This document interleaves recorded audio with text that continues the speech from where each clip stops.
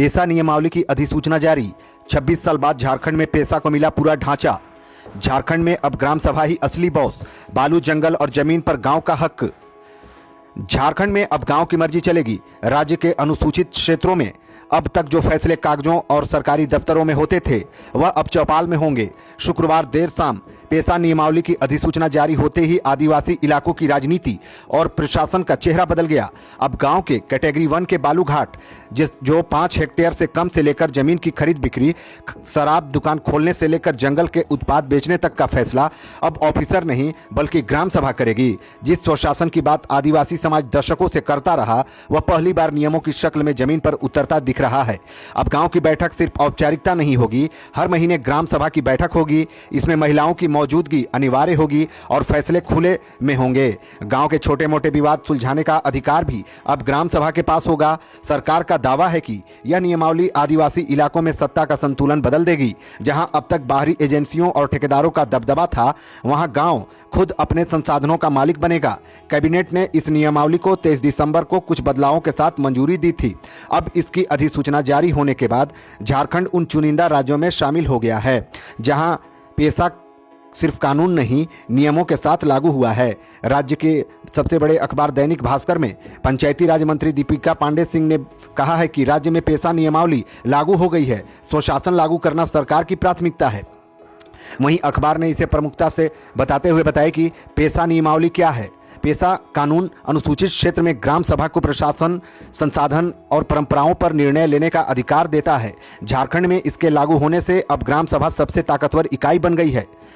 हर महीने कम से कम एक बैठक अनिवार्य होगी। इसके लिए 1/3 कोरम जरूरी होगा। इनमें भी 1/3 महिलाओं की उपस्थिति अनिवार्य होगी। बैठक सार्वजनिक रूप से करनी होगी। अगर बंद भवन में करनी है तो दरवाजा खुला रखना होगा। किसी को भी प्रवेश से रोक नहीं सकेंगे। इसकी अध्यक्षता उसी ग्राम सभा के अनुसूचित जनजाति के कोई ऐसे सदस्य होंगे जो रीति रिवाजों के साथ मान्यता प्राप्त व्यक्ति हों। अब वहीं कैटेगरी 1 5 हेक्टेयर से कम के बालू घाट का संचालन खुद ग्राम सभा करेगी। बालू से मिलने वाले शुल्क ग्राम सभा के कोष में जाएगा, जहां जेसीबी से खनन पर पूरी तरह से प्रतिबंध रहेगा। एनजीटी के निर्देशों के अनुरूप मानसून में बालू के उठाव पर भी पूरी तरह से रोक रहेगी।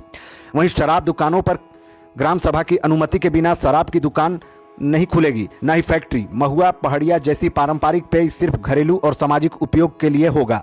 शराब नियंत्रण में महिलाओं की निर्णायक भूमिका रहेगी। पारिवारिक और जमीन विवाद ग्राम सभा में सुलझाए जाएंगे। ग्राम सभा अधिकतम 2000 तक का जुर्माना लगा सकेगा, लेकिन उसे जेल भेजने का अधिकार नहीं होगा। लेकिन अगर कोई आरोपी अपनी भूल स्वीकार कर क्षमा मांगता है और दोबारा गलती न करने का प्रण लेता है तो उसे ही दंड मान लिया जाएगा। पुलिस प्रशासन पर क्या असर होगा? पुलिस अगर किसी मामले में किसी को तत्काल गिरफ्तार करती है तो 7 दिनों के भीतर सूचना ग्राम सभा को उसे देनी होगी। सीएनटी एसपीटी एक्ट से जुड़े मामलों में ग्राम सभा की सहमति जरूरी होगी। आदिवासी जमीन पर सीएनटी की धारा 71 का उल्लंघन कर कोई कब्जा कर लेता है या धारा 46 या धारा 48 या 239 का उल्लंघन करके कपटपूर्ण तरीके से ले लेता है तो ऐसी जमीन उसे बेदखल किया जा सकेगा। इसके बदले कब्जाधारी को किसी भी तरह का मुआवजा नहीं मिलेगा। संबंधित जमीन मूल रैयती या उसके वारिस को सौंपा जाएगा। अगर कोई वारिस न हो तो वह जमीन दूसरे आदिवासी रैयत के नाम बंदोबस्त किया जाएगा। हर साल 15 अप्रैल तक रजिस्टर 2 की कॉपी ग्राम सभा को उपलब्ध करानी होगी।